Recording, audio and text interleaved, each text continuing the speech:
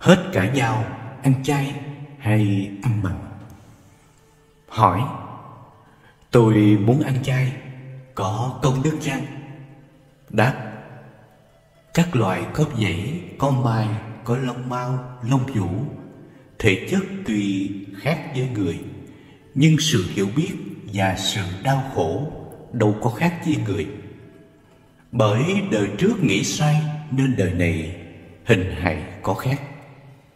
Nếu như một lòng tín thành, dứt ăn thịt, giữ giới, không sát sanh, thật là bậc đại đức quân tử, có thể bảo là người nhân từ, người thiên.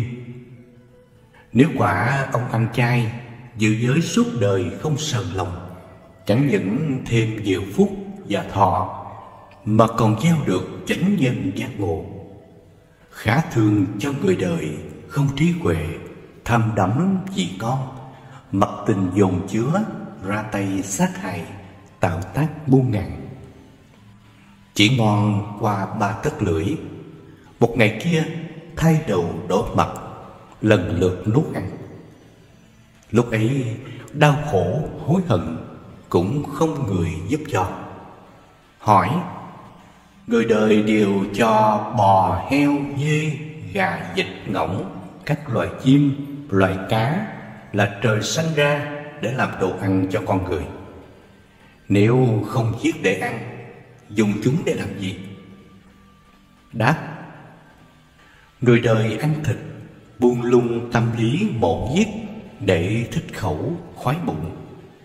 Đâu chẳng biết tất cả chúng sanh dưới nước, trong đất, trên không, trên bộ chẳng qua là do nghiệp lực quả báo mà có thân xác khác nhau. Người đời tuy nhờ phước nhất thời mà khinh thường sát hại quá nhiều rồi. Tha lực yếu kém làm sao chống chọi nổi hận quán kia. Có ngày sẽ báo đền oan trái. Quả thực nếu heo, dê, gà, vịt vân vân trời sanh ra làm đồ ăn cho con người, còn ở thế gian những loài sài lan, hổ báo, muỗi mồng, chí rận vân vân, vô hạn ác thú, hung cầm đều hay ăn người, đâu không phải trời sanh. Giả sử người nam kẻ nữ đều làm đồ ăn cho loài vật đó, có nên không? Người đời không rõ tạo nghiệp sẽ đền mạng lẫn nhau, không biết cớ sao lại cho việc sát sanh là việc đáng nên làm. Thật quá ngu muội. Hỏi: tôi từng nghe người đời nói, người có lòng tốt cũng như người ăn chay rồi, lý này là như thế nào? Đáp: bậc nhân đức quân tử, người hiền có lòng nhân từ, làm lợi ích cho người, cứu tế loài vật, nhóm công chứa đức, cho đến những chỗ động dụng làm việc, thấy sanh linh rơi vào chỗ chết, lúc ấy đâu không khởi lòng trắc ẩn cứu cho được sống. Cứ từ bi như thế mới bảo là người tốt.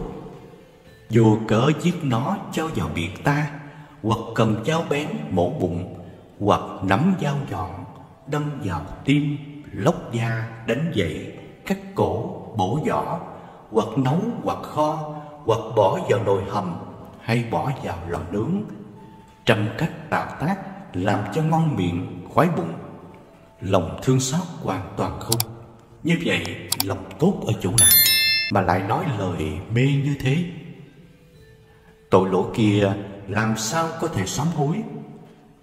Tôi này nói rõ, ông hãy lắng nghe.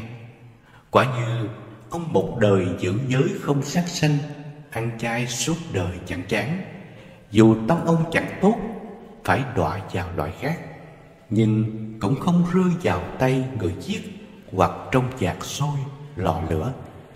Hỏi: vì sao hiện nay con người mắc phải nhiều chứng bệnh quái lạ ác ôn? Đáp: nói vắn tắt thì đó là do nghiệp sát sanh mà ra. Bạn giết chúng sanh nào thì chúng sanh đó đến tìm bạn để đòi nợ máu. Cho nên trước những bệnh quái dị này, thầy thuốc cũng đành bó tay. Trong kinh Thập Thiện Nghiệp Đạo, Phật nói: không sát sinh, được 10 thứ lợi ích. Trong đó có 2 điều là thân thường mạnh khỏe, không có bệnh tật, và thọ mệnh lâu dài, không bị chết non. Hỏi: có tôn giáo cho rằng động vật được sanh ra là để cho người ăn, cho nên ăn mặn là một việc hợp lý lẽ trời đất. Đáp: Phật giáo đề xướng tinh thần mọi vật đều cùng một thể, đó gọi là đại bi, và xem mọi loài chúng sanh đều có Phật tánh, đều sẽ thành Phật, cho nên chủ trương giới không sát sanh và phóng sanh. Hỏi: động vật chết rồi có đầu thai chăng?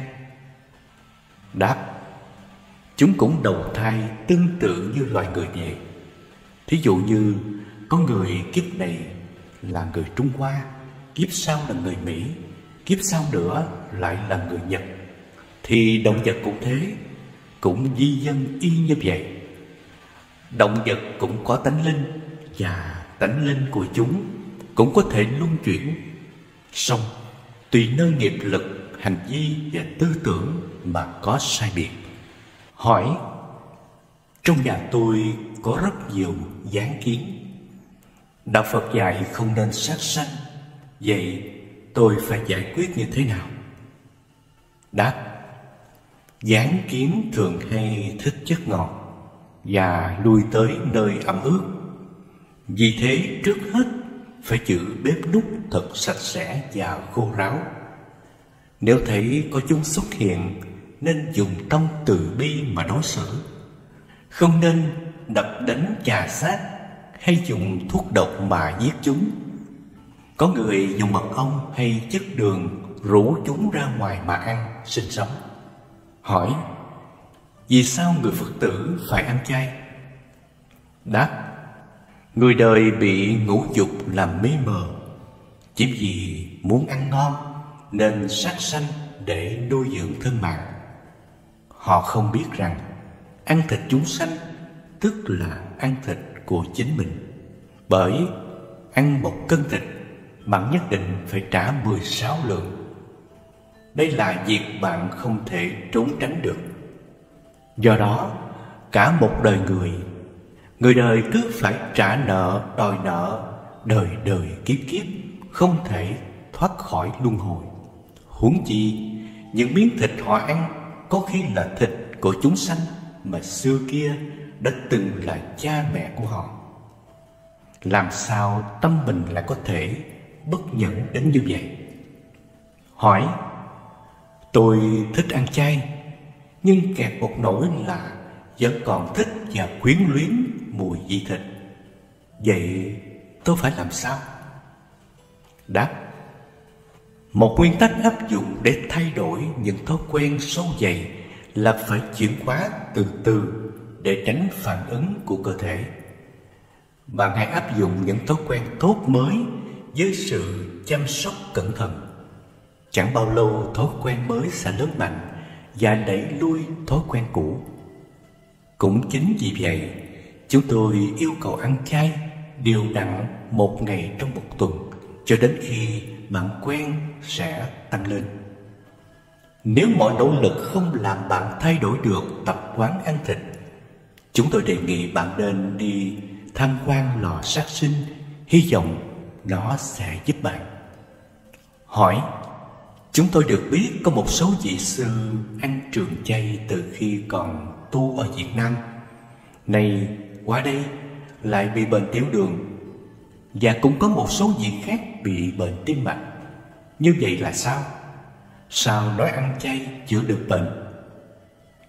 Đáp: trước hết phải nói ngay rằng không một giai cấp hay thành phần xã hội đặc biệt nào, kể cả nhóm người khác biệt theo chế độ ăn uống hay khác biệt trong lĩnh vực nghề nghiệp chuyên môn hay học vấn, mà bệnh tiểu đường hay tim mạch lại tránh né, không xâm phạm tới. Mặc dù ăn trường chay, nhưng những nghiên cứu khoa học cho biết không phải 100% không bị bệnh. Phần còn lại, dù là thiểu số, bị bệnh có thể là do những lý do khác, mà một trong những lý do này theo đạo Phật thì có thể là do nghiệp bệnh. Tuy nhiên, những nghiên cứu khoa học gần đây cho hay cơ thể của những nhóm dân tộc thiểu số người Mỹ, gốc da đỏ, da đen và những dân tộc ở các quốc gia chưa phát triển thuộc loại biến dưỡng chậm nay phải đổi sang một môi trường sinh sống mới với lối dinh dưỡng quá đầy đủ và sự hoạt động thể lực lại quá ít, mà cơ thể vẫn thói quen cũ, do đó dễ sinh ra bệnh. Một vài thầy có thể cũng rơi vào trường hợp này do sự thay đổi môi trường sống tạo nên. Khi còn ở quê nhà, quý thầy làm việc thể chất nhiều, ăn uống đơn sơ. Bữa ăn chỉ là vài miếng đậu hũ chiên, xào hay là kho mặn, vài miếng chao nhỏ, hay ăn với dưa chua, củ cải khô ngâm muối. Chắc chắn dưới con mắt nhìn của các nhà dinh dưỡng học là không đủ chất bổ dưỡng. Nhưng cơ thể thuộc loại biến dưỡng chậm nên không sao cả. Khi qua đến Hoa Kỳ, hoạt động thể chất không nhiều bằng ở Việt Nam mà lại ăn uống nhiều chất bổ dưỡng hơn, mặc dù là ăn chay, nên cơ thể không thích hợp và do đó dễ phát sinh ra bệnh tiểu đường và tim mạch. Tưởng cũng cần nói thêm ở đây, ngoài lý do thay đổi môi trường sống như đã đề cập, ăn chay theo lối người Việt chúng ta không mấy giúp cho sức khỏe tốt, vì dùng quá nhiều dầu để chiên xào, quá nhiều bột ngọt, đường và các loại thực phẩm tinh lọc.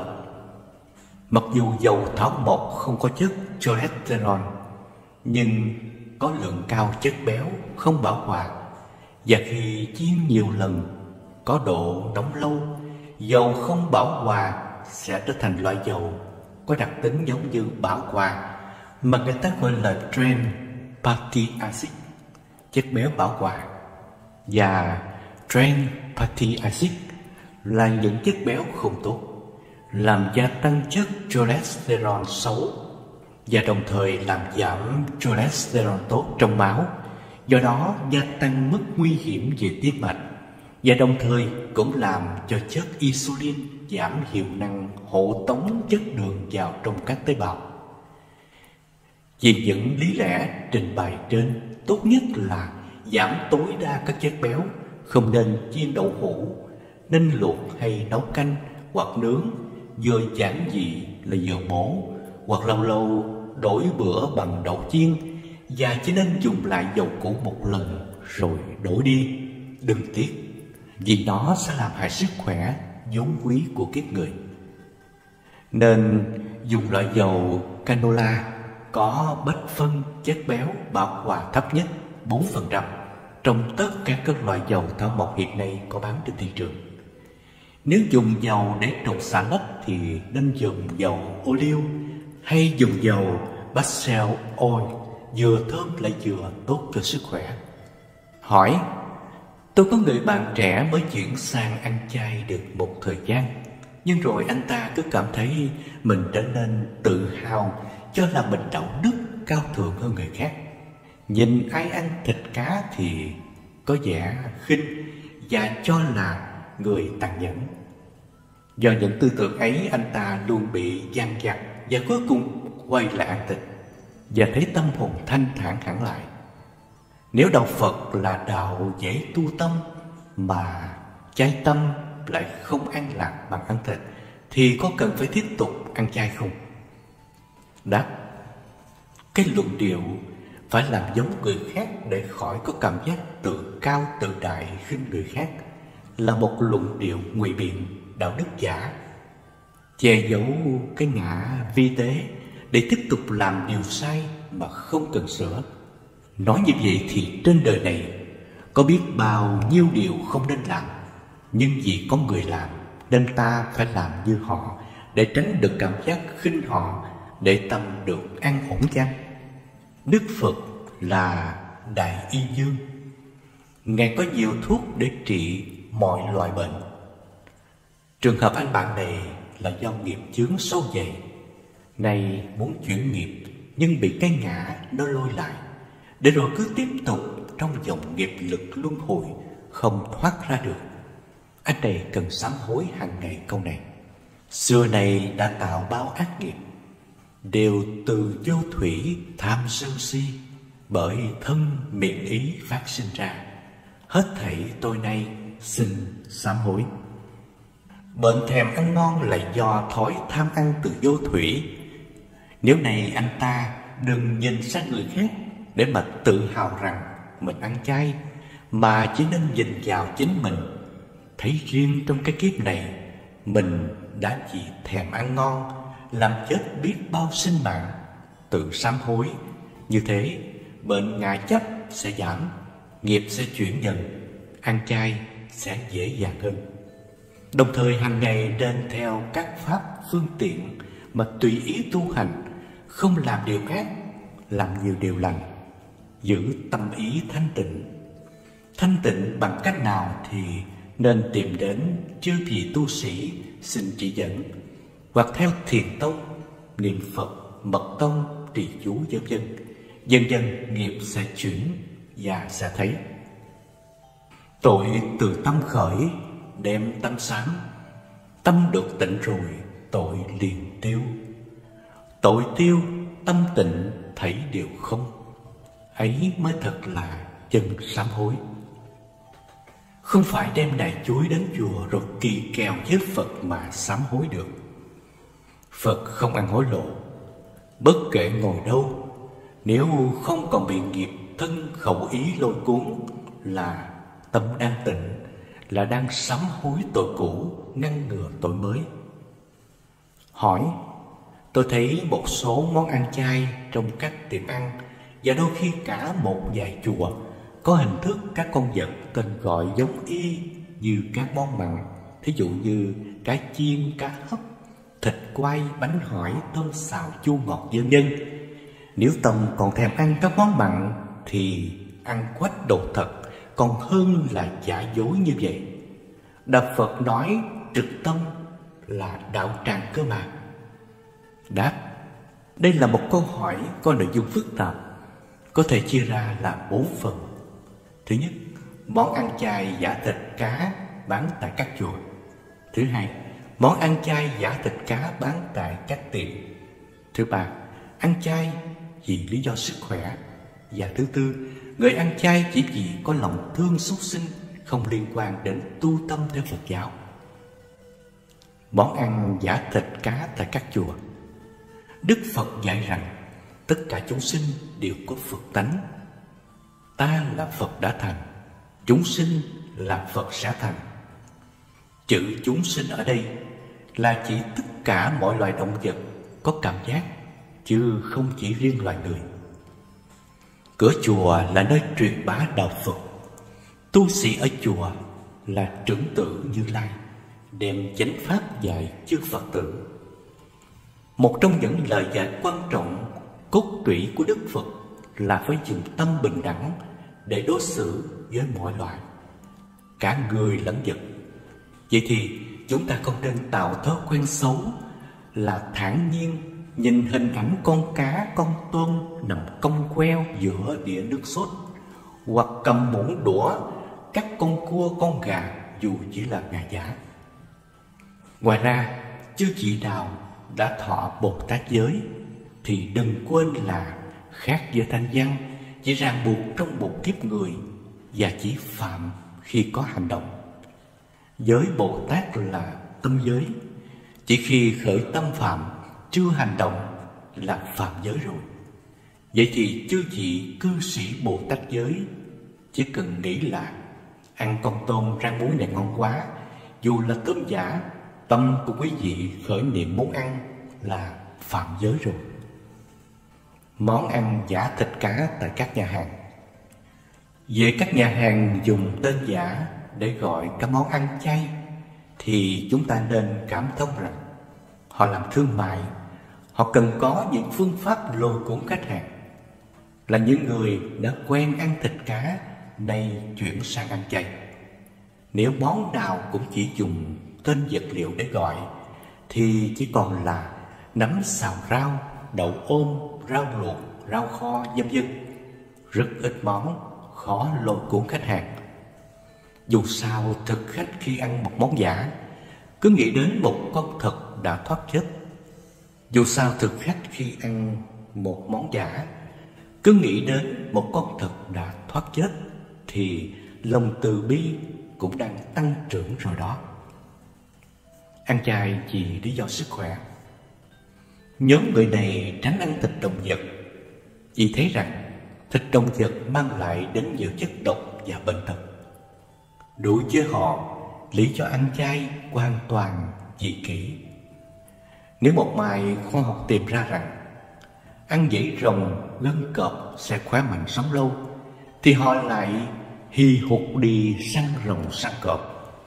Tuy nhiên, dù mục tiêu ăn chay của họ dị kỷ không vì loài vật, nhưng phó sản của nó lại vô tình cứu loài vật bớt chết. Có nghĩa là bớt bị sản xuất ra để rồi phải sống tù tội và chết đau đớn, và cũng giúp cho dòng nghiệp lực sinh tử sinh của họ bớt nợ máu.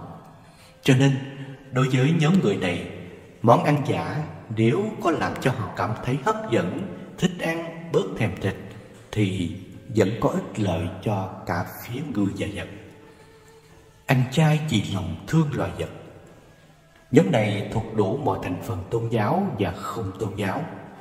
Họ tránh ăn thịt chỉ vì lòng thương xót loài vật, không đỡ đóng góp thêm vào nỗi thống khổ của cuộc sống đầy đau thương, bị hành hạ, cha đạp, đánh đập, sống chen chúc, bị ép cho đẻ nhiều rồi chia rẽ mẹ con. Trước khi chết còn bị sống như ngày kinh hoàng trên những chiếc xe chuyên chở khổng lồ, đói khát, dồn ép trong một trạng thái thần kinh rất là khủng khiếp, rồi bị lùa vào hành lang dẫn đến lò sát sinh để nghe thấy những tiếng la hét thất thanh trong giây phút về chết.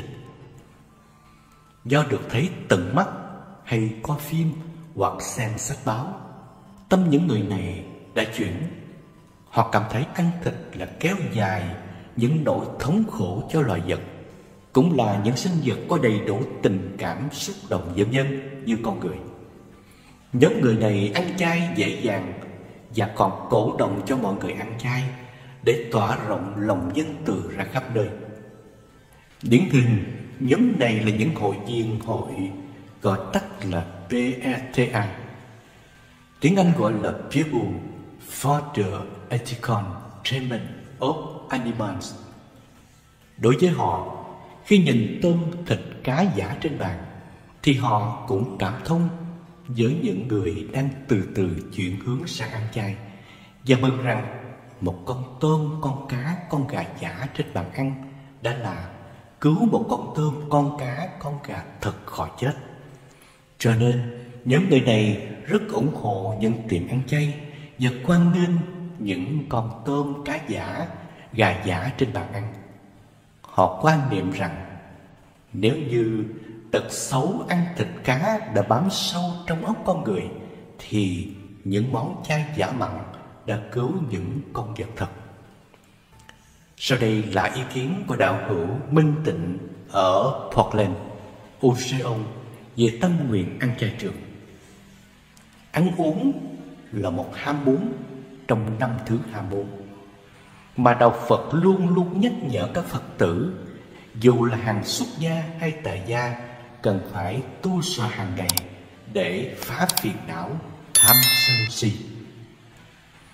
Chiều hướng từ bi tâm, ưa thích làm mọi điều lành cho mọi người, cho mọi loài và cho mình, cảm thương được sự sợ hãi đau khổ của mọi chúng sinh.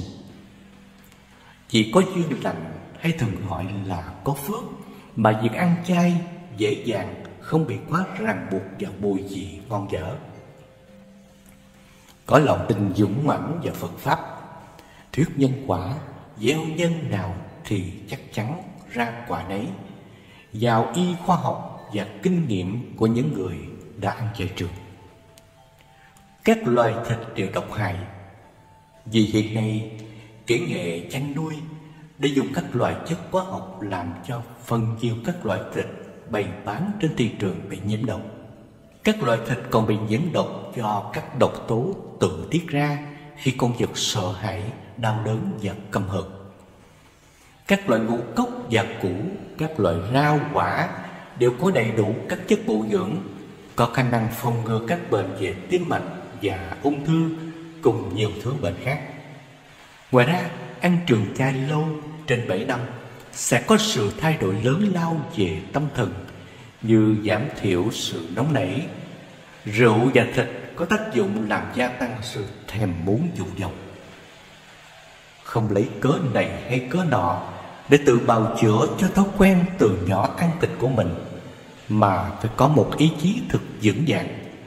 Từ bỏ là từ bỏ, không một chút nuối tiếc, như người cai rượu, cai thuốc lá, cà phê. Phải kiên nhẫn và sáng suốt mà nhận thức rằng dòng đời là một sâu chuỗi nhân và quả. Mặc dù tạo nhân ăn thực phẩm lành mạnh, không làm đau đớn các loài động vật khác, không có nhiều độc tố, sẽ mang lại kết quả là cơ thể khỏe mạnh, tinh thần vui vẻ. Tuy nhiên, ảnh hưởng của những nhân chúng ta đã gây ra từ nhiều đời trước vẫn còn có thể tác động vào đời sống hiện nay, dù đã yếu đi do nhân tốt chúng ta đã tạo. Bởi vậy, chúng ta đừng nghĩ rằng ăn chay chắc chắn sẽ không bị bệnh tật nữa và sống lâu, để rồi nếu vô thường đến từ nhiều nguyên nhân sâu xa khác lại làm chúng ta mất niềm tin. Điều chắc chắn rõ ràng nhất là người nào ăn chay vì lòng từ bi cũng đều thấy tâm hồn trở nên an lạc, dễ dàng gần gũi thông cảm với loài vật và yêu mến thiên nhiên vô cùng. Vì những lý do nêu trên mà tôi có tâm nguyện đời đời kiếp kiếp không dùng thịt các sinh vật động vật để làm thực phẩm nuôi sống thân mạng mình. Nguyện cho tất cả mọi người và mọi loài đều có tâm nguyện này. Hỏi: tôi có một cháu trai 4 tuổi. Từ lúc hiểu biết, cháu không chịu ăn thịt cá. Mỗi lần cho ăn thịt cá, cháu cứ phun ra. Chồng tôi là một người trồng khoa học nên rất bực mình, vì thấy cháu ăn uống không bổ dưỡng, sẽ ngu dốt và chậm lớn. Cứ phàn nàn với tôi là tại mẹ tôi ăn trường chay, không khuyến khích cháu ăn thịt cá, và muốn gửi cháu cho người khác trông coi, không cho mẹ tôi làm babysitter nữa. Mẹ tôi tuy gần 70 tuổi mà rất khỏe mạnh. Hai bà cháu nô đùa với nhau cả ngày rất vui. Này, nếu chia rẽ hai người, chắc cả hai bà cháu buồn lắm. Chính tôi cũng bối rối không biết nếu cháu ăn chay trường có ngu dốt và chậm lớn vì thiếu dinh dưỡng như lời chồng tôi nói hay không. Vì anh ấy là con người có tinh thần khoa học nên tôi cũng hơi nghiêng về phía anh ấy. Đáp: trước nhất hãy tìm hiểu tinh thần khoa học là gì. Đó là một thái độ sống linh động, không thành kiến, luôn luôn tìm hiểu thêm về những bí ẩn chưa được khám phá của đời sống và sẵn sàng đón nhận để nghiên cứu thêm những phát minh mới, mặc dù là do kẻ mình không ưa tìm ra. Tinh thần khoa học là một thái độ sống không thành kiến, vì nếu có thành kiến thì đã chết cứng với thành kiến đó rồi, không còn cơ hội để tìm hiểu xem điều phát minh kia là đúng hay sai. Theo định nghĩa này thì ba của cháu bé thiếu tinh thần khoa học mà chỉ ôm cứng lấy một số hiểu biết có sẵn từ thời cổ đại. Con người chỉ biết có một thứ thực phẩm bổ dưỡng là thịt xác thú vật.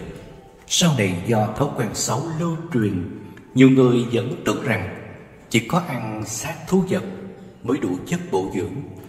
Trái lại, chính các loại thịt thú vật, nhất là thịt thú vật thời nay, được nuôi bằng nhiều chất hóa học mới làm cho con người mang nhiều bệnh, chống già và chống chết. Nếu bà xem xong cuốn sách này thì bà cũng sẽ có khái niệm về một đời sống lành mạnh, khỏe, vui, dù chỉ ăn rau đậu mà vẫn đầy đủ chất bổ dưỡng. Giả lại có một tấm gương sáng trong gia đình là cụ nhà gần 70 tuổi ăn trường chay mà còn làm babysitter nô đùa với cháu được. Trong khi đó biết bao nhiêu cụ mới ngoài 60 đã mang đủ loại bệnh như bệnh tim, ung thư, tiểu đường, vân vân. Còn vấn đề sợ cháu ngu dốt khi ăn chay, xin bà cứ yên tâm. Tôi xin đơn cử vài tên người ăn chay trong giới khoa học để bà nói với ông già rằng, như nhà toán học Pythagore, nhà bác học Albert Einstein, vân vân. Quý vị ấy rất thông minh. Thưa bà, cháu đã có cái phước báo được quân tập từ vô lượng kiếp, nên kiếp này giờ mới hiểu biết đã muốn từ chối, không đi vào con đường nợ nần sinh mạng, ăn nuốt lẫn nhau, tránh bước vào thói quen xấu ăn thịt chúng sinh.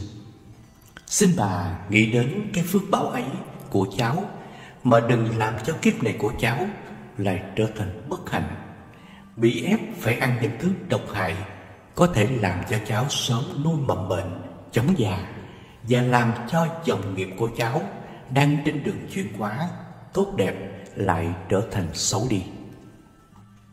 Hỏi: ở chợ bán đầy thịt cá, tôi không mua thì người khác cũng mua. Đằng nào con vật cũng bị giết rồi, tôi đâu có bảo họ giết. Đáp: đúng vậy, bạn không bảo họ giết. Ở chợ có sẵn, bạn không mua thì người khác cũng mua. Ngặt gì bạn mua, nên người khác muốn mua thì lại thiếu, cho nên người bán phải giết thêm. Đó là luật cung và cầu trong thương trường, và người mua chính là lý do để người bán trở thành kẻ sát sanh. Ở đây chúng ta có một điều mà nó hơi bị lầm lẫn, là chúng ta ước vọng quá nhiều ở tương lai. Vô tình chúng ta lại bị trở thành cái người hoang tưởng, hoặc giả là người sống với vọng tưởng điên đảo. Vì chúng ta vô tình bỏ trôi đi cái giây phút hiện tại, cho nên cứ luôn cống trong một cái điều gì đó xa lắc xa lơ ở tương lai. Thí dụ đi, bây giờ là mình đang ăn cơm, thì quý vị không có cần phải phí công nhọc lòng rằng ăn cơm rồi mình trầu cho nó no, mình mong cho nó no, mình muốn cho nó no. Mấy cái đó nó thừa thải, vì ăn cơm nó sẽ đưa tới hệ quả tất yếu, đó là no bụng. Không có ai rảnh đâu mà ngồi mong cầu. Hãy mong cầu thì chúng ta bỏ đi cái giây phút hiện tại đang ăn cơm, cho nên cuối cùng ăn như một cái máy, không biết cái hương vị gì hết, cũng chẳng biết ăn cái gì. Nó cứ lua, cứ hớp vô cho nó đầy bụng, xong rồi cái mình ngưng lại. Tại lúc đó cái mình cũng không biết no hay đói gì hết. Lâu ngày dần nó sẽ hình thành một cái thói quen. Đương nhiên mình là người tu tập, chúng ta sẽ không có đắm vào trong cái vị ngon. Người tập tu của chúng ta là thật bất tri kỳ vị, tức là khi ăn uống chúng ta không có đặt nặng cái vấn đề hương vị ngon hay dở. Nhưng mà khi chúng ta ăn, chúng ta biết mình đang ăn, thì cái đó gọi là ăn trong chánh niệm. Còn ăn mà mình cứ nghĩ tới chuyện này chuyện kia, như vậy là chúng ta bỏ rơi cái giây phút hiện tại mình đang ăn. Hay nói đơn giản là mình bị thất niệm. Đối với lại người tập tu của chúng ta rất quan trọng chánh niệm. Cho nên ở trong kinh nói chánh niệm là trái tim của cuộc sống là như vậy đó. Nếu như chúng ta không có chánh niệm thì bất kỳ mình làm điều gì nó cũng sẽ không bao giờ được kết quả cao hết, và chúng ta không bình yên. Mình làm lơ thơ lững thững, chúng ta làm một cách vô hồn thì nó sẽ không có kết quả, mà chúng ta lại bỏ trôi nó đi theo những cái suy nghĩ khác, thì cuối cùng bị vọng tưởng chi phối. Cho nên giờ phút hiện tại là giờ phút quan trọng nhất, nó sẽ làm thăng hoa cuộc sống của chúng ta. Cho nên chúng ta chỉ suy nghĩ một điều: hiện tại, ngày hôm nay đây là một ngày tuyệt vời nhất của chúng ta.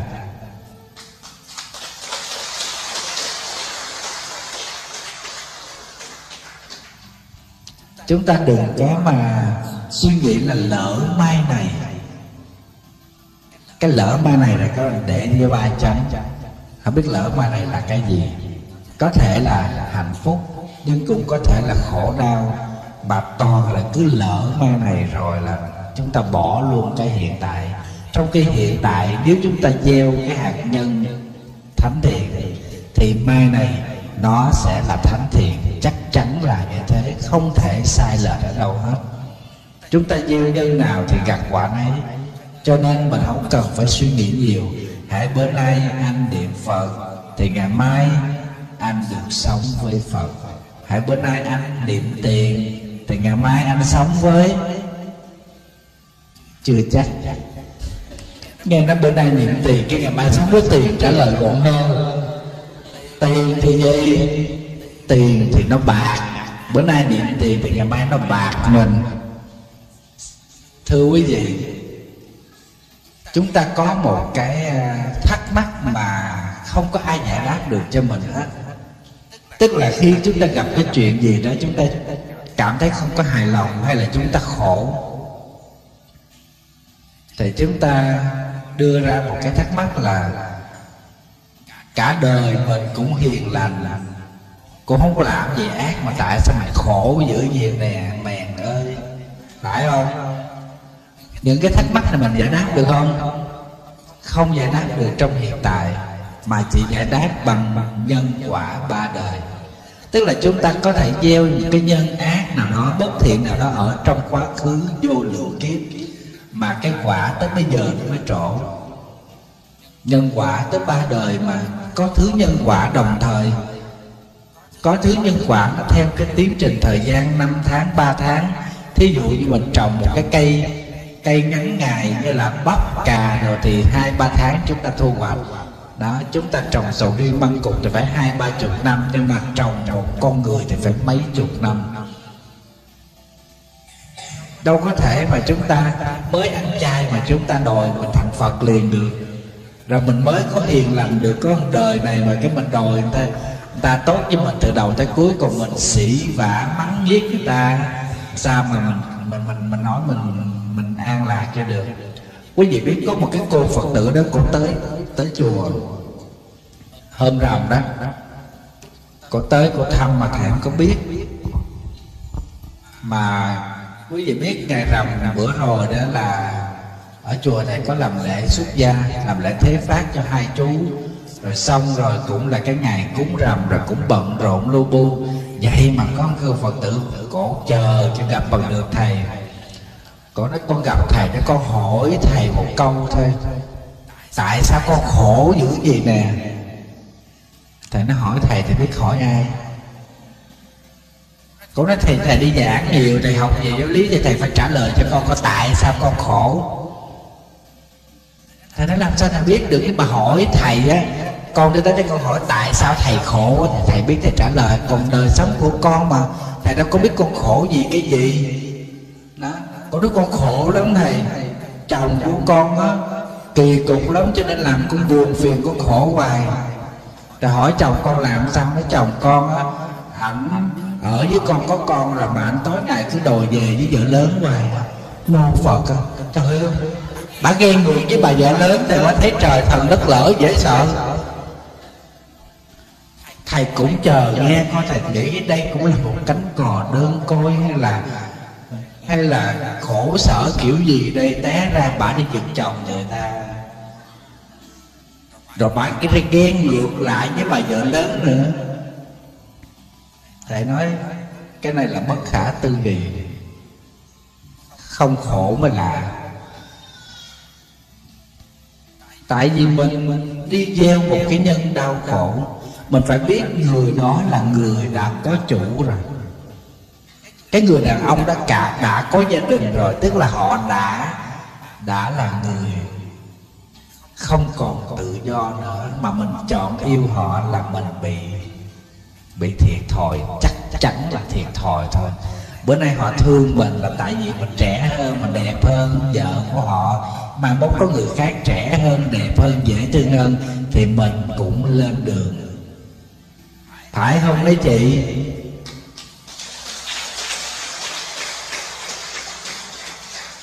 Không có cần phải giành giật chi mấy cha nhà dịch đó. không có chen vô làm gì, để cho đời sống họ cho bình yên đi. Họ đâu ở yên đó, đừng có lộn xộn lao chao trộn rộn lắm. Cho nên chúng ta không cần phải đặt một cái thắc mắc nào nữa cho cuộc đời của mình, rằng tại sao tôi khổ vậy, tại sao tôi buồn vậy, mà nên mình nên đặt một cái câu hỏi như thế này: tại sao mình khờ như vậy, tại sao mình vô minh như vậy, tại sao mình lại tham chấp, can cường, ganh tị, hơn thua, hận thù. Mình nên đặt những vấn đề đó, thì mình từ từ mình sẽ giải đáp được nguyên nhân đau khổ. Lấy cuộc sống hiện tại, chúng ta thọ nhận những cái vui buồn gì, chúng ta biết trong quá khứ mình gieo nhân gì. Hễ mình vui thì mình biết quá khứ đã có gieo cái nhân an lạc. Hễ mình buồn, mình biết trong quá khứ mình từng gieo cái nhân làm khổ đau. Và trong hiện tại đây chúng ta đang làm gì, chúng ta đang nói gì, chúng ta đang tạo những nghiệp gì, thì nó sẽ dẫn đến tương lai những cái nghiệp quả tương ưng như thế, không xê dịch, không chạy đâu khác hết. Thưa quý vị, ở trong kinh Tạp Thí Dụ có ghi là một cái câu chuyện, tức là khi mà Đức Thế Tôn nhường nửa tòa cho tôn giả Ca Diếp ngồi giữa pháp hội Linh Sơn Pháp Hoa, quý vị nhớ điển tích đó không? Đức Thế Tôn nhường nửa tòa cho ngài Ca Diếp ngồi, thì ai cũng thắc mắc hết, là tại vì ngài Ca Diếp cũng chưa phải là đệ tử lớn nhất trong pháp hội đó. Thì các thầy tỳ kheo mới hỏi vì sao, thì Đức Thế Tôn mới nói là đã từ vô lượng kiếp tôn giả Ca Diếp đã hỗ trợ cho Đức Thế Tôn hoằng pháp. Tức là lúc đó là ngài Ca Diếp làm vị trời ở cõi Phạm Thiên, nhưng mà Đức Thế Tôn thì làm vua cõi trời Đế Thích, tức là cõi trời này thấp hơn cõi trời Phạm nữa. Đế Thích là cõi trời thấp hơn cõi trời Phạm. Thì một bữa nọ thì Phạm Thiên đi tới Đế Thích thăm chơi, thì thấy vua trời Đế Thích buồn. Phạm Thiên mới hỏi chứ tại sao ngài lại buồn vậy. Thì lúc bấy giờ đó vua trời Đế Thích mới nói là chúng sanh ở cõi của tôi đó, thì khi hết phước mà sanh xuống những cảnh giới thấp hơn thì lại đi luôn, không quay trở về lại nữa. Tức là tham đắm những cái dục lạc của thế gian là chìm ở đó. Rồi còn những chúng sanh tại cảnh giới thấp hơn thì lại không chịu tu các nghiệp thiện, không chịu giữ các cấm giới.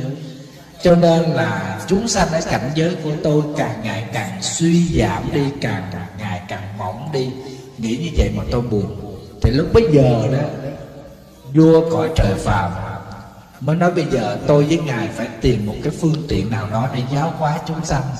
Ngài hóa thành một con sư tử hùng tráng đi, tôi hóa thành một vị là Bà La Môn, rồi hai người cùng xuống dưới nhân gian đi tới cõi Diêm Phù Đề để khuyến tấn người ta tu hành.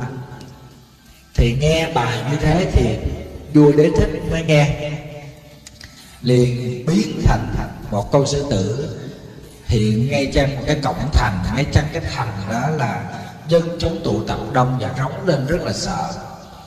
Thì con sư tử này nó có ý là muốn ăn thịt. Thì cái vị Sa Môn đó thấy, xin lỗi, cái vị Bà La Môn mới thấy dân chúng ở trong thành sợ hãi vì sợ sư tử xuất hiện để ăn thịt, cho nên ai cũng khiếp sợ hết. Thì cái vị Bà La Môn đó bây giờ đó muốn cho dân làng bình yên, ngài vua phải giao 30 tử tù cho con sư tử này nó ăn thịt, thì dân làng mới yên. Thì vua biết phải làm sao, bây giờ phải chọn cái cách đó thôi, đem tử tù ra để hy sinh, để thế mạng cho dân chúng ở trong thành. Thì khi mà lùa sư tử đi vô trong núi sâu đó, Thì cái vị Bà La Môn mới khuyến dụ 30 tử tù này là trong lúc mà sư tử chưa ăn thịt á, các ngươi cứ giữ 5 giới đi, cứ hành thập thiện đi, thì sư tử sẽ không ăn thịt. Thì 30 tử tù này mới nói bây giờ còn cái gì để nói nữa, chúng tôi là sắp chết rồi, không có gì để bàn cãi nữa, cho nên giữ giới thì giữ giới, ok làm luôn. Thì vị trời mà hóa thân làm Bà La Môn này mới truyền 5 giới và thập thiện cho 30 tử tù. Thì lúc bấy giờ sư tử nó không ăn thịt, thấy mấy người này làm thiện, cho nên sau một thời gian thì thả cho về. Thì dân chúng ở trong thành thấy 30 tử tù trở về, nó mừng quá, không biết tại sao lại được thoát nạn mà trở về. Thì 30 tử tù này kể lại là nhờ nghe cái lời khuyên của cái vị Bà La Môn đó là giữ 5 giới với hành thập thiện, cho nên là sư tử mới tha mạng không ăn thịt nữa. Thì từ đó dân chúng ở trong thành bắt chước nghe theo là hành thập thiện với lại giữ 5 giới. Sau đó sư tử lại xuất hiện nữa, thì họ cũng sợ, nhưng mà rồi lặng lẽ sư tử đi. Thì dân làng càng khuyến tấn với nhau tu các thiện pháp, nhờ cái dân đó mà sanh lên cõi trời Đế thích. Và họ rất là vui vẻ, họ vui vẻ lắm. Thì khi Đức Phật kể lại cái điển tích này, Đức Phật mới nói trong quá khứ cái gì mà trời Đế thích hóa thân làm sư tử đó là chính ta đây, không ai khác.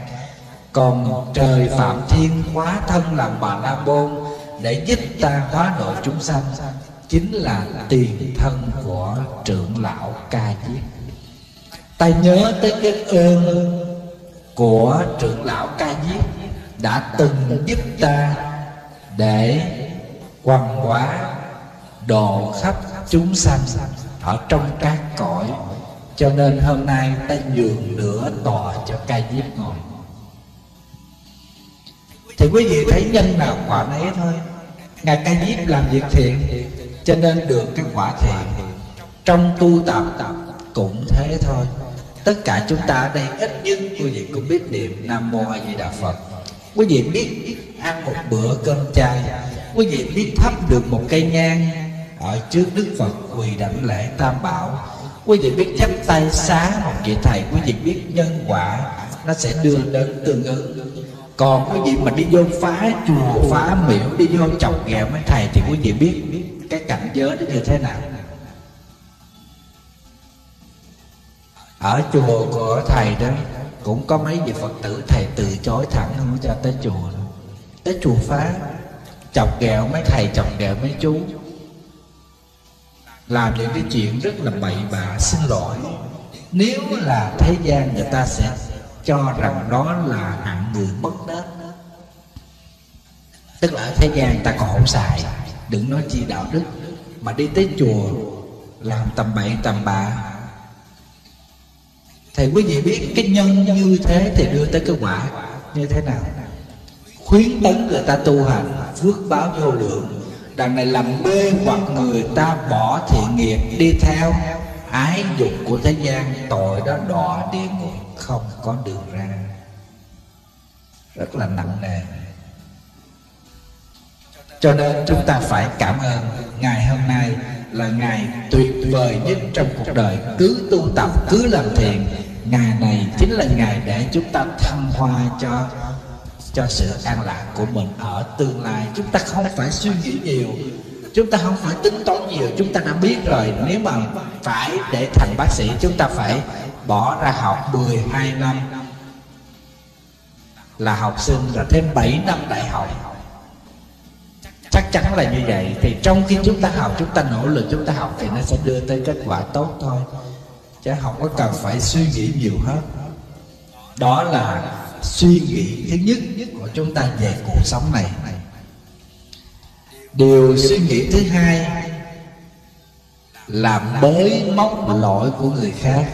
Đây là điều dễ làm nhất và sở thích của đông người nhất trong cuộc sống này.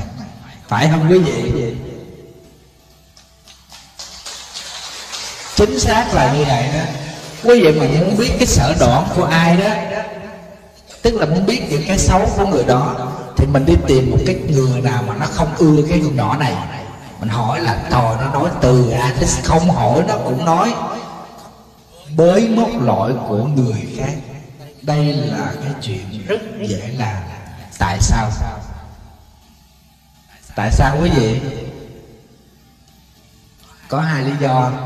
Một là ghen tị mà ra.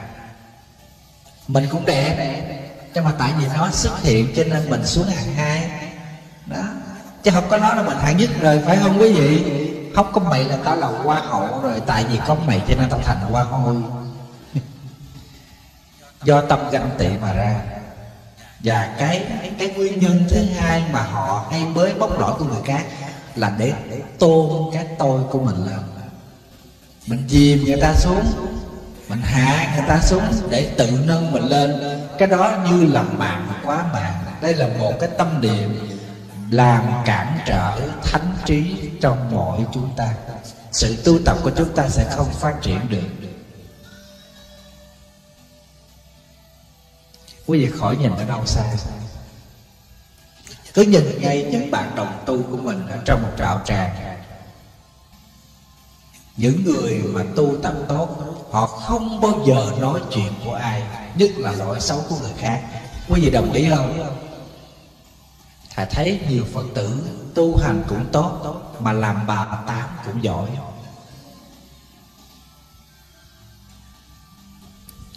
Bới móc lỗi của người khác là chuyện này là tâm lý chung của chúng sanh phàm tình. Khi chúng ta còn đầy ngã chấp, còn hơn thua, còn hận thù, còn đầy những cái sự ưa chuộng lời khen, ghét đi cái tiếng chê, chúng ta kẹt vào cái tiếng khen tiếng chê là lập tức chúng ta xảy ra ganh tị. Khi ganh tị thì chúng ta sẵn sàng bới móc lỗi của người khác. Trong khi Đức Phật dạy mình rất là đơn giản: đừng tò mò vạch lỗi việc người làm hay chưa, hãy nhìn lại việc mình đã làm hay vất vưởng. Nếu mình tu tập nghiêm túc thì mình chỉ nhìn mình thôi, chứ không có nhìn ai hết. Khỏi có phải mất thời gian. Mình mất thời gian cho những cái chuyện thị phi, nó sẽ không có tăng thêm cái phước báo cho mình. Sự an lạc của mình nó lại bị giảm đi, vì nó có kẻ hở thánh tài, nó bị thất thoát. Tức là chúng ta tự gieo lấy một cái nhân thị phi, thì người khác người ta gặp mình, mai mốt người ta cũng kén mình vô, người ta nói thị phi nữa. Tới lúc đó mình muốn dừng lại dừng cũng không được, là tại vì mình gieo cái nhân nói thị phi.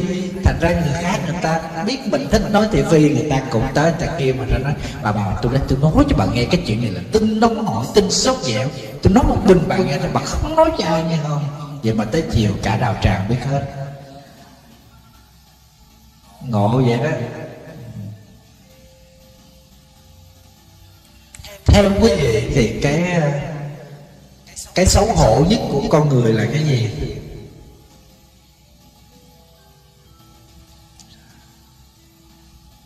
Cái xấu hổ nhất của con người chúng ta là gì? Có phải làm ác không? Không phải làm ác chứ làm gì? Làm ác không xấu hổ chứ làm gì? Làm đẹp có xấu hổ không? Không. Là cái gì? Làm đẹp cho cuộc đời mà. Cái xấu hổ nhất cuộc đời của chúng ta đó là lòng tự mãn quá đáng. Khi chúng ta sống lúc nào cũng với cái tâm tự mãn của mình cho rằng mình là hơn ai hết, cái gì mình cũng giỏi, cái gì mình cũng số một, người ta là chúng ta bỏ xuống hết. Tâm này gọi là cái tâm mục hạ vô nhân, tức là trong con mắt của mình không có ai hết. Xem trời bằng dung thôi, không có coi ai ra gì. Cái lòng tự mãn này nó sẽ đưa chúng ta đi tới cái chỗ người không biết hổ thẹn. Nhiều khi mình làm quá đáng đi, quá trớn đi, mà mình cứ nghĩ là chuyện bình thường. Tất cả những điều này là do cái tâm tự mãn của chúng ta mà ra, thưa quý vị. Khi chúng ta không biết dừng lại, sở dĩ mà những người giỏi người ta được bình yên là chính ở chỗ người ta biết giấu cái tài của họ. Họ biết ẩn lại bớt những cái năng lực đặc biệt, chứ không có khoe khoang ra. Cho nên họ được bình yên. Đằng này mình có một chút ai cũng biết hết đó. Để đến khi mà người ta nhắc mình thì mình mới được, mới chịu, mới bằng lòng. Còn không nhắc là không có được. Thầy có kể cho quý vị nghe một cái câu chuyện. Tức là có một vị thiền sư. Vị thiền sư này xuất thân vào thời Trịnh Nguyễn phân tranh, tức là vào cái thời Nam Bắc Triều. Vốn là một người học trò giỏi. Thì khi ở làng quê, cậu học trò này học giỏi lắm, cho nên được thầy đồ rất là thương. Và cậu học trò này, anh chàng hàng sĩ này, đem lòng thương con gái tiểu thơ, con của thầy dạy học. Và mối tình ở cái miền quê này đầm thắm như thế. Cuối cùng họ cũng chia tay nhau để tiễn đưa chàng hàng sinh này lên kinh để ứng thí. Và họ hẹn ngày trở lại vinh quy bái tổ, kết nghĩa châu trần. Thì khi mà vị hàng sĩ này đỗ trạng nguyên thì vua mới ban chiếu cho, đó là gả công chúa cho. Thì Quan Trạng từ chối, nói rằng là đã có một mối tình ở quê nhà và đã hứa hôn rồi, cho nên là học trò không dám làm những cái điều trái với căn thường đạo lý đó. Tam can ngũ thường. Thì trong đó, trong tam can tức là ba cái diện mối. Thứ nhất là diện mối vua tôi, diện mối thứ hai là diện mối cha con, thứ ba là diện mối vợ chồng. Cho nên là hạ thần không dám làm những điều trái với can thường đạo lý. Thì vua cũng vui lắm, thấy Quan Trạng là cái người có đạo đức. Thì ngài Quan Trạng vinh quy bái tổ. Thì quý vị biết hồi xưa mà từ ở làng quê nghèo đi tới kinh đô là phải mất đi gần 6 tháng đi bộ, hoặc là đi bằng ghe, bằng thuyền.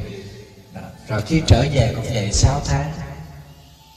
Nhưng mà khi Quan Trạng trở về lại làng quê xưa, vẫn là lũy tre già đông đưa bóng mát, vẫn là con đường làng quen thuộc ngày nào. Nhưng nơi đó không còn bóng dáng của người xưa ra đó nữa. Quan Trạng ngạc nhiên. Đi về thăm thầy giáo cụ của mình thì mới hay tin người con gái đó đã thế phát xuất gia, chứ không phải chết. Thầy đã có người đón chết rồi. Quan Trạng buồn quá, tìm tới chùa thì bị cự tuyệt. Tức là ni cô này không ra tiếp, đâu có gì phải tiếp nữa. Quan Trạng rất là buồn, không có lý do gì để tới chùa nữa hết. Cho nên là bắt đầu tìm cách để tới chùa.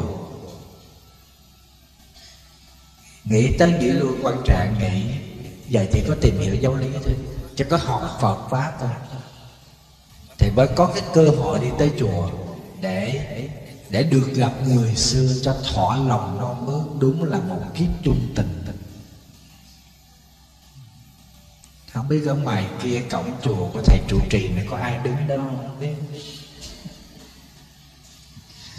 mà đứng ở đó cũng chờ gặp thầy trụ trì chứ không phải gặp thầy đâu, đừng cười. Thì Quan Trạng được thỏa lòng, tức là nhờ học giáo lý cho nên có cái lý do tới để đàm đạo cùng với ni cô với lại sư trưởng ở trong chùa. Tại vì vị sư trưởng cũng để gì đây là Trạng Nguyên mà, cho nên phải tiếp. Mà sư trưởng trụ trì là sư phụ dạy xuống thì tiểu ni cô này có dám chống lệnh không? Đâu dám. Phải tuân nghiêm lệnh của sư phụ, đành phải ra tiếp Quan Trạng để chứng đáp Phật pháp. Cuối cùng thì quý vị biết tiểu ni cô đó từ chối với Quan Trạng rằng nếu như đại nhân còn tới đây một lần nữa, tiểu ni sẽ tự chết.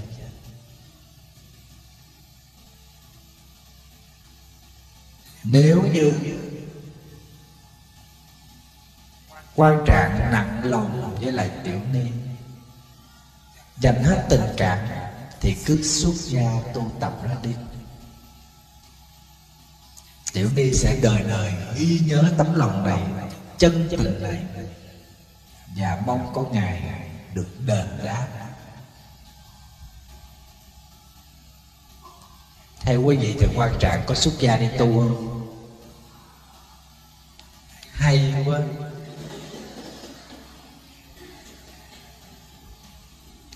Sau đó Quan Trạng trở về triều đình, buồn quá là buồn, không nói không rằng gì hết, lặng thầm phụ với vua làm việc trong suốt 3 năm. Mà Quan Trạng là người rất là thông minh, tinh tế, giúp được vua rất là nhiều việc. Cho tới một ngày kia Quan Trạng thấy trống rỗng, đầu óc của mình nó chẳng là gì hết, cho nên dân biểu từ quan, xin được xuất gia học Phật. Vua ngạc nhiên, vua mới hỏi tại sao như vậy, trong khi Khanh là một trong những rường cột của quan gia, của quốc gia. Đơn xã tắc này được bình định chính là nhờ tài trí của Khanh, một trong những lương đóng công thần. Tại sao lại bỏ hết công danh phú quý? Quan Trạng nói cuộc đời con người như giấc mộng, cuối cùng rồi cũng bỏ hết, tay không trở về với cát bụi. Cho nên nếu như bệ hạ có thương hạ thần thì xin trụng tấu cho hạ thần được treo ấn từ quan và xuất gia tu tập. Vua năn nỉ thế nào cũng không được, Quan Trạng nhất quyết là xuất gia tu tập. Mà quý vị biết khi hiểu được giáo lý của Đức Phật, Quan Trạng nhất định tu tập. Thì lúc bây giờ vua đó mới nói thôi, bây giờ đừng có đi tu ở đâu, để trẫm xây luôn một ngôi chùa tại hoàng cung để cho Khanh ở đó trụ trì tu tập, để rảnh ra thì trẫm tới đó để hỏi đạo. Thì Quan Trạng đồng ý. Quý vị biết thì lúc bây giờ đó mọi người rất là kính nể Quan Trạng ở chỗ tài năng và đức độ. Có tài mà không cậy tài, có đức mà lại hết sức khiêm cung, cho nên người ta mỗi khi nhắc tới Quan Trạng đều gọi là Đại Đức Trạng Nguyên. Đó, thêm cái chữ Trạng Nguyên vô nó mới rối rắm cuộc đời. Đại đức thôi, đằng này thêm chữ Trạng Nguyên, giống như bây giờ thầy thấy giới thiệu đại đức tiến sĩ, đại đức thạc sĩ rồi nó cũng giống vậy đó. Thì hồi xưa giới thiệu là Đại Đức Trạng Nguyên, thì ai tới gặp cũng phải bạch, cũng phải thưa bạch Đại Đức Trạng Nguyên. lâu ngày dần nó quen. Cho nên có ai đó mà quên bạch Đại Đức mà quên chữ Trạng Nguyên, thế là Đại Đức Trạng Nguyên sụ mặt. Thời gian nó trôi qua, năm tháng nó dần quen với cái cách xưng hô mà tôn vinh lên.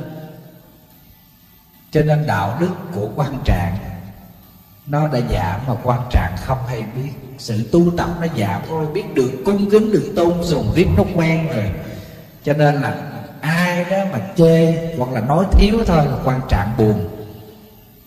Cho tới một ngày kia, một buổi chiều mưa lất phất bay, chú thị giả chạy vào và bạch sư phụ có một sư cô tới xin được ra mắt sư phụ. Quan Trạng suy nghĩ, mình đâu có giao du với thường dân, đâu có quen ai, chỉ ở trong cung chánh pháp thôi, sư cô nào không lẽ là người xưa chăng? Trời ơi!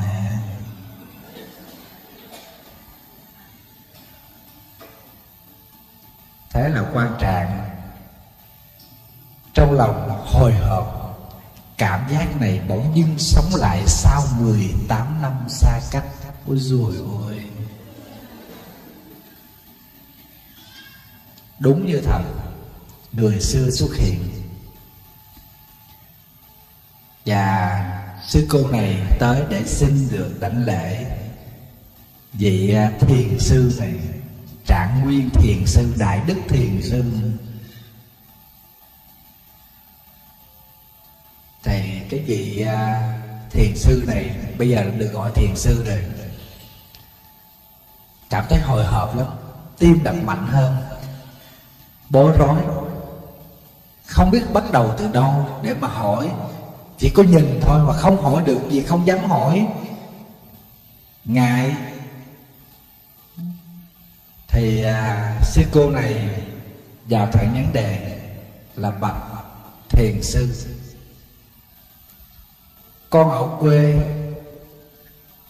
không khéo nói chuyện, cho nên con xin thưa một điều đến đây.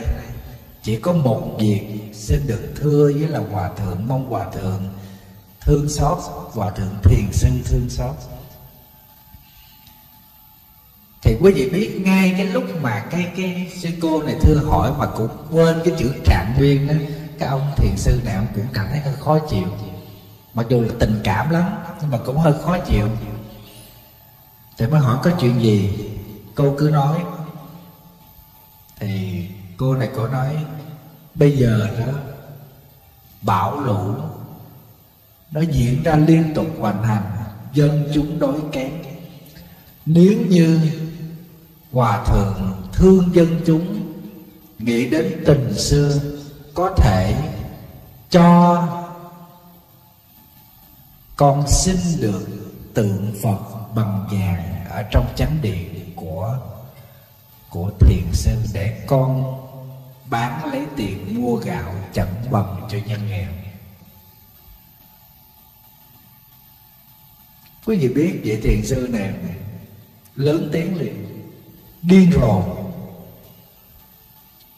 Đây là tượng Phật của vua sắc ban cho ta, đây là báu vật ở trong chùa này, trấn sơn chỉ bảo, làm sao ta có thể làm được việc đó? Nàng cần bao nhiêu ngân lượng ta sẽ chu cấp, tuyệt đối tượng Phật này thì không. Sư cô này nói dạ không. Một là hòa thượng cho, còn hai không. Hai mà hòa thượng không cho thì thôi, con xin được lui gót. Ông này nói không được, ta không đồng ý.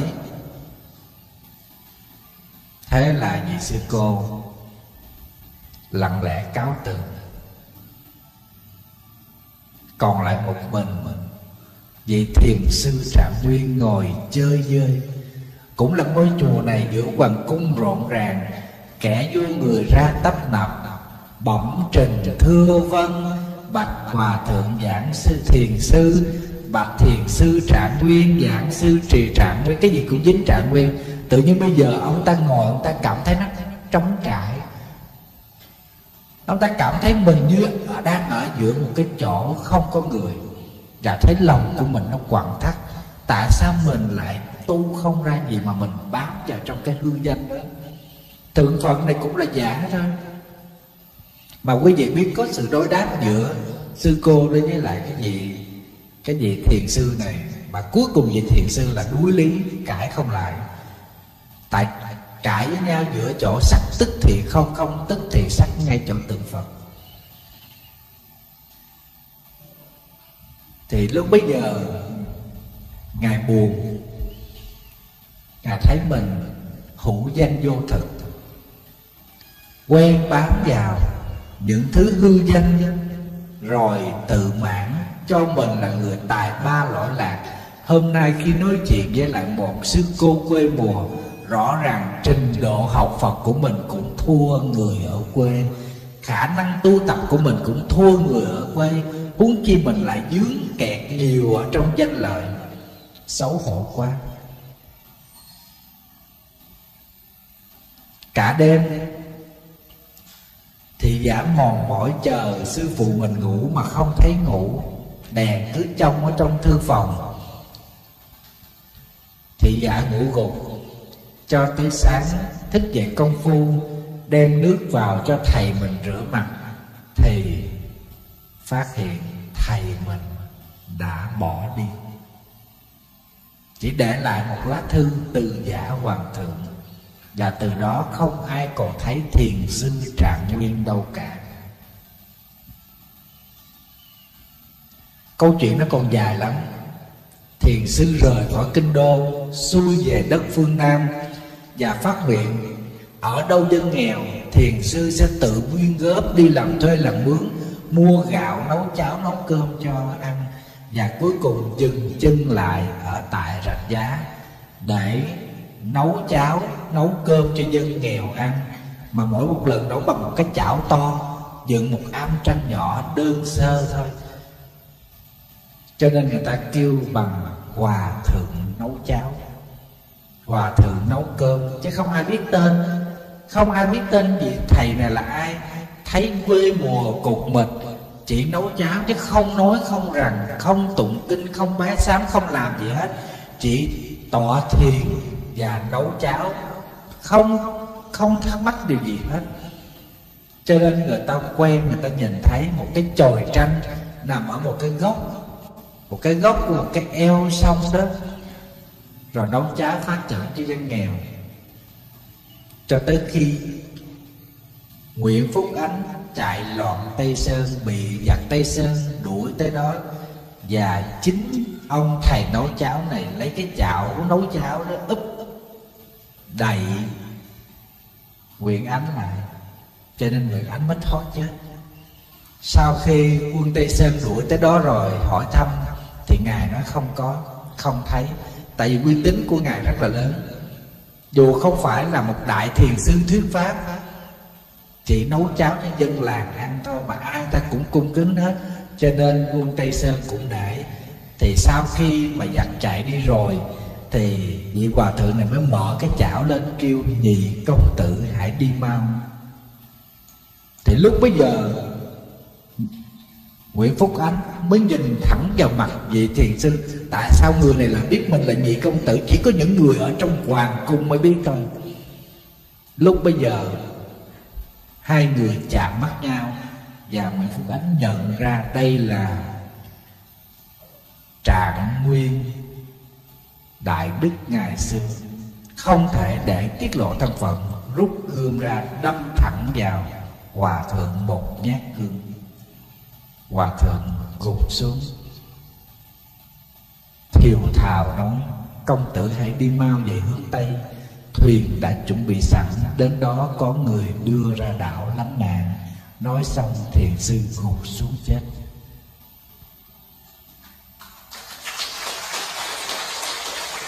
Cho nên sau khi lên ngôi, Nguyễn Phúc Ánh lấy hiệu là Gia Long, lập tức tìm về cái chỗ ngày xưa của vị thiền sư, lấy cái chảo nấu cháo úp cứu mình.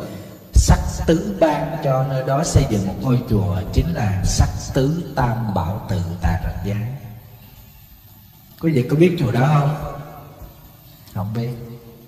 Chuyện nó còn dài, nhưng xin khép lại ở đây để cho quý vị thấy được rằng lòng tự mãn quá đáng của con người chính là điều xấu hổ nhất của bản thân chúng ta trong cuộc sống này. Đừng tự mãn. Cho dù cái nghiệp vụ chuyên môn của chúng ta cao, chúng ta có bằng cấp, chúng ta giỏi, nhưng mà kiến thức là vô bờ bến, kinh nghiệm là không có giới hạn. Cho nên không có cái mức nào để được gọi là giỏi nhất. Phải không quý vị?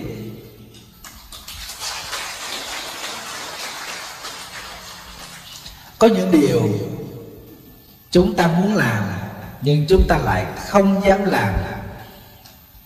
Chúng ta cứ phập phồng, chúng ta cứ suy nghĩ, chúng ta cứ đắn đo, và đó nó làm trở ngại cho cuộc sống của chúng ta, cho sự nghiệp của chúng ta. Điều thầy muốn nói chính là nỗi lo sợ ở trong lòng. Chính nỗi lo sợ này là điều trở ngại lớn nhất của chúng ta ở trong cuộc sống. Bây giờ quý vị suy nghĩ 30 giây xem coi hiện tại mình đang lo sợ điều gì. Mình có nhiều mối lo lắm, phải không quý vị? Ai cũng có mối lo, trừ những đứa nhỏ vô tư thôi.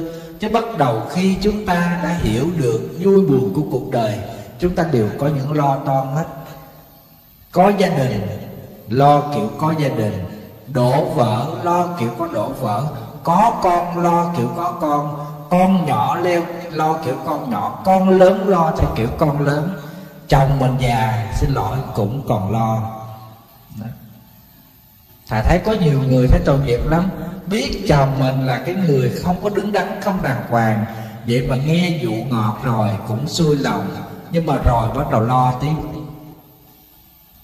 Thích sống trong ảo giác, tự mình mâu thuẫn với mình, thì cái cuộc sống đó quý vị thấy thực sự không có thoải mái, lo đủ thứ hết. Hay là tại vì thầy ở trong chùa nó quen rồi, thầy không có biết được những cái nét sống ở ngoài đời, không biết được những cái nỗi khổ nó rất là di tế, nó rất là chi ly. Nhiều khi thầy không có hiểu.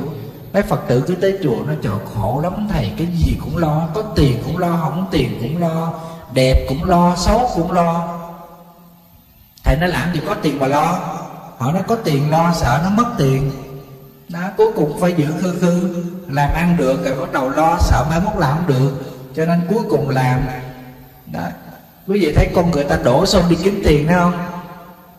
Bất luận bỏ coi như là bán sức khỏe để lấy tiền, cài cho có tiền, tới khi có nhiều tiền rồi bắt đầu đi lấy tiền mua lại sức khỏe.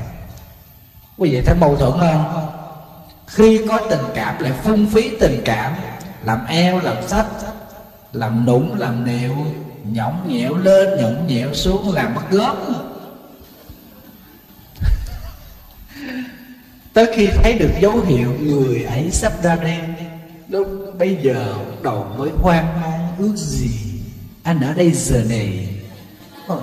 Quá là thừa thải. Quý vị thấy mâu thuẫn không? Quá là mâu thuẫn. Cuộc sống của chúng ta những lo toan, thực chất lo toan này cũng từ tham chấp mà ra. Cho nên chúng ta đánh mất đi những thứ bình yên lẽ ra mình sở hữu nó suốt cả cuộc đời. Còn khi nó không sở hữu thì mình hiểu ngay đó là nhân duyên. Nhân duyên tụ tán, nó hoa nở rồi hoa tàn, để hoa nở hoài.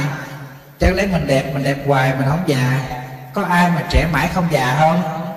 Vậy mà gặp mà trời ơi, số lúc này cho tôi thấy bà trẻ quá, cũng khoái cười thôi, chân chim đà điểu nó hiện lên mà cũng cười. Nói nghe khen trẻ cái là cười tí tí, ta cười quá trời quá đất. Có một câu chuyện cụ ngôn là có cái bà già đó, bà thích được trẻ mãi không già. Bà òn ỉ cuối cùng thượng đế cho bà là trẻ mãi không già. Bà là 78 tuổi rồi mà bây giờ thượng đế cho bà trẻ lại là 18 thôi. Trời, bà dí da dí nhảnh, bà ẹo tới ẹo lui, bà dẹo qua dẹo lại. Mới đi ra đường mới gặp ai bác cũng cười hết trơn. Thế là mấy cái thằng choi choi nó chọc ghẹo bà chửi bồ tổ cha mày, tao đáng bà nội mày đồ quỷ. Bà thì bà thấy bà 78 tuổi đáng bà nội nó, nhưng mà nó thấy bà có 18 tuổi tại bà trẻ mà nó, cho nên nó chọc ghẹo bà tức quá tức. Cuối cùng bà đi tới Thượng Đế, thôi tôi mệt lắm rồi, cho tôi già lại đi chứ tôi trẻ tôi khổ lắm. Tụ quỷ nó đi ngang, nó khiều đi ngang, nó móc mình, nó nói này nói kia. Vậy tôi mệt quá, cho tôi già lại cho tôi bình yên. Nó không có vậy thấy. Tuy rằng đây là một cái câu chuyện ngụ ngôn, nhưng mà nó mở ra một cái hướng suy nghĩ cho chúng ta rằng lắm lúc chúng ta cũng giống cái bà già này đó. Chúng ta cứ đua đòi, chúng ta chạy theo cái sở muốn của mình, cái ham thích của mình, rồi cuối cùng mình mệt nhòi về cái ham muốn đó, chúng ta quay trở lại, chúng ta trả. Khổ ghê lắm. Con người ta nói như vậy đó. Tức là